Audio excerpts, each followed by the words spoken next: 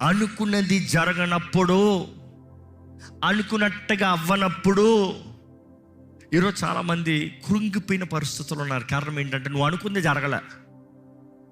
ఈరోజు మనుషులకి ఎలా ఉంటారు తెలుసా? నేను అనుకున్నట్టు అందరూ అన్నీ చేయాలి, నేను అనుకున్నట్టు వారు నాతో మాట్లాడాలి, నేను అనుకున్నట్టు వారు నాతో ఉండాలి, నేను అనుకుంది జరగాలి. కొంతమంది చూడండి, భయంకరమైన పరిస్థితులు ఉంటారు వీరు. వాడు చెప్పిన చోటకి రానంటే చాలు, ఇంకంతే, ఎవడెళ్తానికి లేదు. వాడు చెప్పిన తిండి ఆర్డర్ పెట్టకపోతే అంతే, ఎవడు తినడానికి లేదు. వారికి హంగామా చేయకపోతే చాలు, ఇంకా ఎవడి ఆనందం లేదు. ఆ రోజు పండగంత నష్టమే కదా. అంటే అలాంటి హృదయాలు ఎలా ఉన్నాయంటే, విరిగిన పరిస్థితుల్లో, పాడైన పరిస్థితుల్లో, పనికిరాని స్థితిలో పడి ఉన్నాయి. దాని గురించి మాట్లాడుతున్నాం మనం.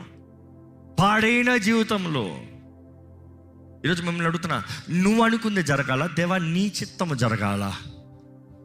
ఇందాక పాడుతూ వచ్చాను, నీ మహిమ, నీ చిత్తము, నీ రాజ్యము. ఎక్కడ ఈ మూడు చెప్పండి? నీ మహిమ, నీ చిత్తము, నీ రాజ్యం. అందరూ బిగ్గరగా చెప్పండి, జరగాలి. That is all.